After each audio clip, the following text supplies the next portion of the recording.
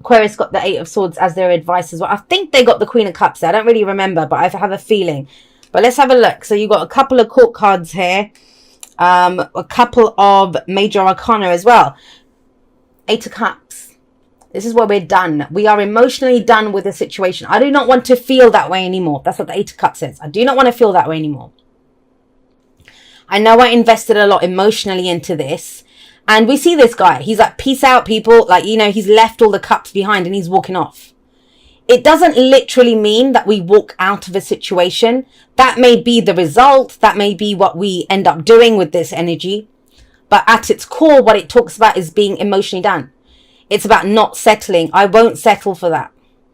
You know, I invested a lot emotionally into this situation, but it doesn't serve me anymore. I don't want to settle for being this way anymore. Now, the thing that comes up very strongly, a strong emotional energy is coming up. So some of you may have been feeling this for a while. But with the Eight of Cups coming up here and the Moon, because if he's leaving that behind, like he knows what he doesn't want. And the kind of key to this is the card that comes after is the Nine of Cups. So he's going to look for his ninth cup, his true heart's desire. Some of you don't know what your heart's desire is. Others of you don't know the path to get to your heart's desire, right? Because we have the Queen of Cups here, who's very much comes from a heart space. And with the Moon here, it's where we look at the path ahead of us, but it's in shadow. And that can be when fears and doubts come up. And there's a strong message here of fears and doubts. You may have heard me say this before, where I do personally believe that instead of 12 signs of the zodiac, there are 6 energy axis, like powers, right? So Leo and Aquarius are 1. That is the energy that comes up. And so it makes me think of that. It makes me think of that who we are. That's our first house. I'm an Aquarius, right? So my first house would be Aquarius. It isn't. That's your rising, but I'm talking about from my sun sign. So first house is Aquarius. My 7th house is Leo. So who I am is Aquarius. How I relate to other people, Leo. Same with you now. Who you are, Leo. How you relate to other people, 7th house, Aquarius. So there is that kind of axis coming in. And what that makes me think of is the 1st and the 7th house. Who we are and how we are in relation to other people. The I am versus the we.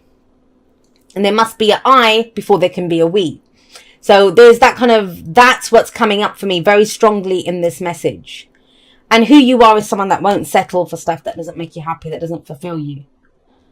But I think you haven't figured out yet how to connect with someone else or what that connection is, where it's going, right? There are fears and doubts around that.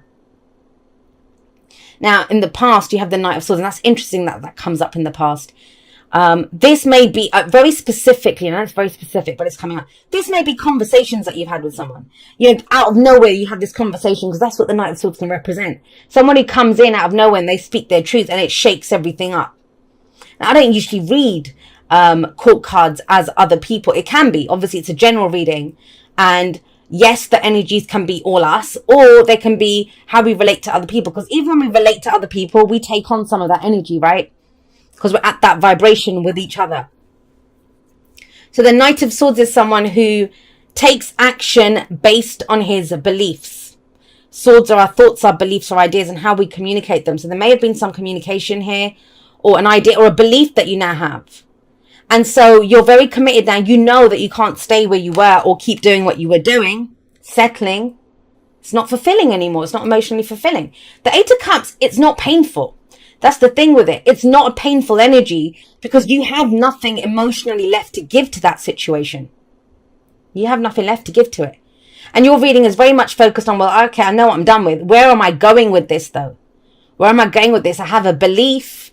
I have an idea, but where do I take it? That's what this feels like. Now, the card, and the past is last week, last month, last year. It doesn't matter. It comes up to indicate why we are where we are. And the heart of the reading is the focus. It's either what we're dealing with, what we're focused on, what's going on right now.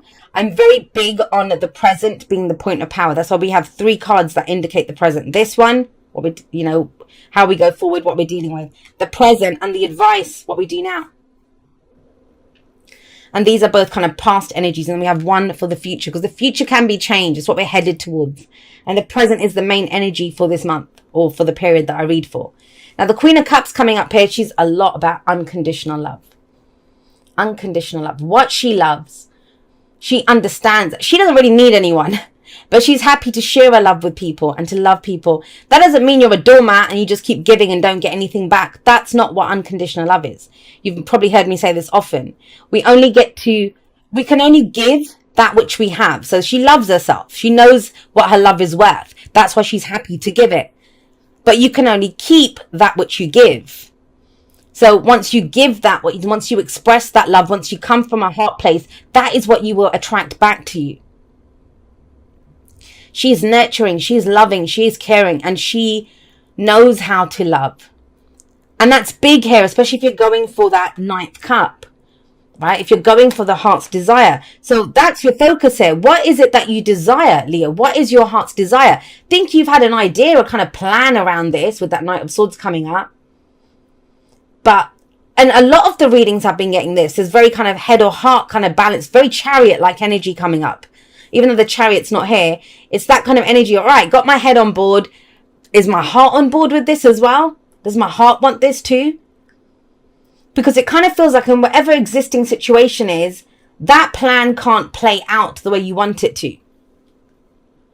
For whatever reason. There's confusion here. There's something that maybe you have an intuition about something, because the moon can very much say that. But it says you can't trust what you see. Whatever you see around you, you're not feeling it. So I seem to have said this for a few signs, but it's that energy of knowing what you want to get out of, yes, 8 of Cups. But what do you want to get into? What is the dream? What are we headed towards? And they represent that head and heart energy of together. It's beautiful energy. And it is a lot around what you nurture, what you care for, what you love, how you feel. Because you got the Empress. The Empress is about growth and abundance. And a lot of you may have been trying to figure it out logically. Well, how do I do this? How do I make this work? What do I say? And all of that. And it's like, take a moment. Let's pause. This is very 5th house energy, actually. I always see the Empress as 5th house, which is your house, Leo. It's the house that Leo rules, right? I kind of get that sense that it's about, well, what do I want to give birth to? What do I want to create? If I'm not happy with how things were in the past, or where I've been investing, my emotions. I was trying to mix together investing and emotions. But, you know, what is it that I want to give birth to then? What am I nurturing and caring? What am I pouring all of this love into? That is the highest vibration of Leo. The highest vibration of Leo. The lowest vibration of Leo is to be in the spotlight, right? But the highest vibration of Leo is to understand that you guys are the sun. You guys are the spotlight. And it's who you put that warmth and that lovely, beautiful, life-giving energy on. Who do you shine that light on? And it's very much, if that's the heart of this. The Empress understands that to get the best out of anything, it takes time. You know, that's why she's represented as the mother. And you see her here holding her baby. It took time for her to conceive. It took time for her to carry that baby. When she gave birth to the baby, then it's about taking care of the baby, right? So it requires a lot of effort, nurturing, love, all of that. But where have you been giving that energy? Because that's coming up here. You're kind of done with something. Right. But that all makes sense. So we've got the 3 of Empress is number 3. We've got the 3 of Coins, 3 of Pentacles coming up here. And that to me talks about, well, where are we going? What are we building? What are we planning for the future? Who do we have? Who's the right people for the job? It's being resourceful, getting the right people for the job as well when that comes up. And you have the 3 of Coins, 3 of Pentacles. And I've told this story before, and you've heard me probably say this a million times whenever this card comes up. But it's around the focus and it's around your purpose. Does it appeal to you from a heart level? Or are you just going through the motions because you think it's the right thing to do? Or is it because you truly feel it? And the story that comes up around this card, I always say, is the story of the 2 stone cutters. There's a guy walking down the street and he sees 2 stone cutters. They're doing the identical jobs. They're both doing the same thing. He goes up to the first one and he says, oh, you know, what are you doing? And he says, oh, I'm cutting stones. He goes up to the second guy and he goes, what are you doing? And he says, I'm building a cathedral. What's the significance of that? The first one's just doing a job. You know, he's just cutting the stone. He's going to get paid at the end of the day, job done. The second guy feels like he's part of something bigger. His work has purpose. He is building a cathedral. You know, he's not just cutting a stone. He is cutting stones, but it's part of a bigger plan. So whatever it is that you're doing now, nurturing, growing, loving, whatever it is, you know, that is about growth and abundance when the Emperor shows up. Is it part of your bigger plan? Is it part of your big picture? And it's almost like in the broad strokes is where you get the answers now. Because you're very clear on what you're dissatisfied with, what doesn't work for you, right? What you're ready to just say, yeah, I'm out of this. I'm done. I want to say this too, because it's for a month. And obviously timings are weird anyway. But some of you might feel like you're just here. It's like, yeah, I don't know, Jay. I don't know what I'm building for the future. I don't know what I'm planning. I don't know what I want to grow. I don't know yet.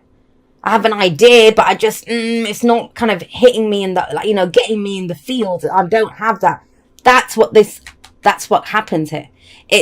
I'd be very surprised, those of you that this message resonates for, if you don't know by the end of like Libra season or whatever, that you don't have an idea, that you don't know exactly what to do with it. You will know. That's the Three of Coins, which is, yeah, look. This is very much about moving forward. So the ideas there, I'll say this around the Knight of Swords. He will speak his truth, and he's very blunt, tactless almost, like, you know, it's very direct, clear communication. He's known sometimes to come charging in, offload his truth, like does a drive-by with the truth and then rides off again, right? So he can be that way. But this is very methodically building something. If you've been trying to get a relationship off the ground, if you've been trying to get, I don't know, your business off the ground or your work off the ground, whatever it is, something that you've been trying to build, that home that you want, whatever it is, this is where you get some real traction. There's been talk here, but now the heart's on board. And what that means is that if your heart's on board, it's not going to be involved in stuff that doesn't serve it, that's not self-honoring, that looks like settling. It doesn't matter. Like with that moon there, it's almost like, well, I can't stay here. I don't know where I'm going, but I'm not going to stay here. Anywhere's going to be better than here. And when you get knights, they are about movement. So logically, mentally, that's how we do the air energy, right? You've figured it out. You know that you need to move forward because your belief system has changed. But this is where you actually put in the effort, because with coins or pentacles, it's our physical reality. It's our physical reality. It's the work that we put in. Now, the thing with all of the knights is they progress a situation, as I said. The kings and queens, they sit on their thrones. The pages, they run around, little ones that run around, right? It's the knights that get the real movement going. And the Knight of Coins, yes, he may be the slowest moving knight, but he is still faster than the rest of the court cards. Just the other knights are faster than him. And this is where you start putting in the action. So with coins or pentacles, it's going to be around our physical bodies, right? Our jobs, our work, our businesses, our homes, our possessions, our relationships even. But our investments, our savings. It's time to move on that, to act on that, to grow that. And the beauty of the Knight of Pentacles is that he will show up and he's going to get the job done. So if you've been putting off a plan or a project, trying to figure out, is it time to do it? It feels like the time is now. I know that's Wheel of Fortune, but it's kind of, that's the energy that I'm feeling here, which is it's time to start putting those plans into action. Maybe start working with some other people, whatever it is that you need to do here. The downside of the Knight of Coins, the Knight of Pentacles, is that he can go unnecessarily slowly because he wants a perfect plan. He wants a guarantee. And that's the place where these fears and doubts would come in, because you're not going to see that. The moon very much says that, is that you won't see what's coming up ahead. It's more about, I think you're kind of going into uncharted territory, like you've never been here before. And it's in these spaces that we get the new experiences and we get the real growth. Because any map that you have is of where you've been, right? And this is, you're going into new spaces now. You're not going to know what's there. And so the Knight of Pentacles, in his highest vibration, he's going to make sure that, well, I don't know what steps 3, 4, 5, 6, 7, whatever are, but I can take step 1 perfectly and I can take step 2. I'll figure out step 3 when I get there, but I'm going to see this through to the end. I'll find a way to do this, to complete this, to make it happen. It's the work. It's putting in the real work and effort into this. You're building something big here. And I get it. You know, when you've got knights coming up as well, they're not kings and queens. So it may be that you feel like you're trying to learn something. Your heart is the highest vibration here because it's the queen. she's more experienced and she has more authority than the knights, right? That's why she's coming up with the heart of everything. Trust your heart. Trust what you're trying to nurture. Trust what you feel around this. But then take the steps. Start building it. And if you're looking for guarantees or a perfect plan, trust that you are the guarantee. Trust that you are the guarantee. You're making this. You're nurturing this. You're growing it into what it will be.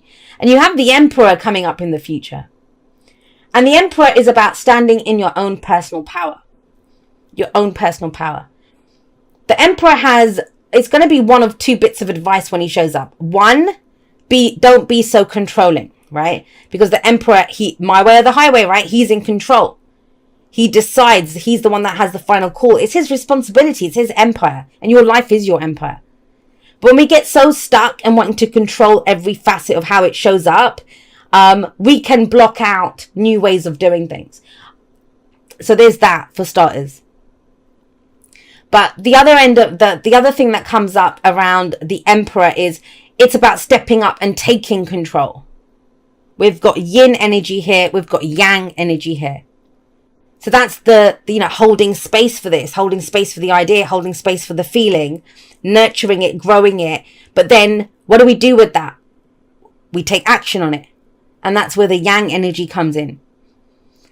And so let's not ignore that. We have the Empress and the Emperor in this reading, the divine masculine and the divine feminine.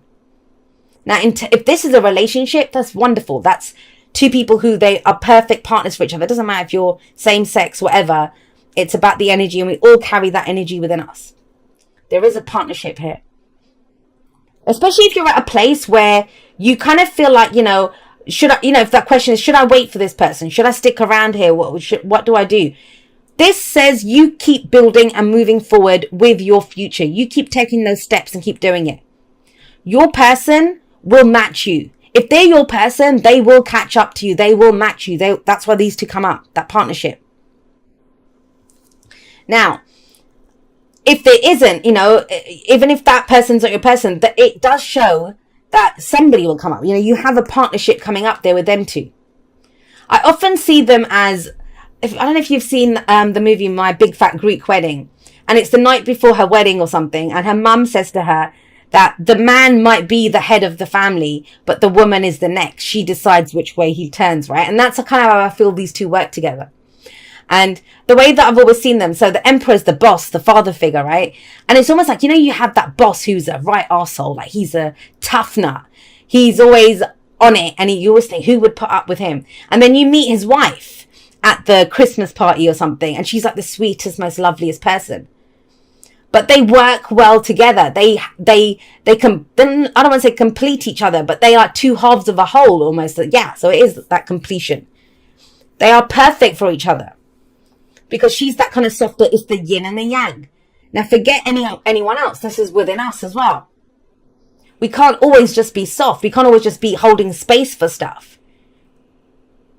It's about taking action and doing something with that as well. She's not going to hold her baby within her forever. She must give birth to it. The outward energy, the yang energy. And that's where the Emperor comes in and takes control. This is stepping into your own personal power. If it's yours, if this is something that you've given birth to, then it's yours, right? Then it's your call on what you do with it, how it grows.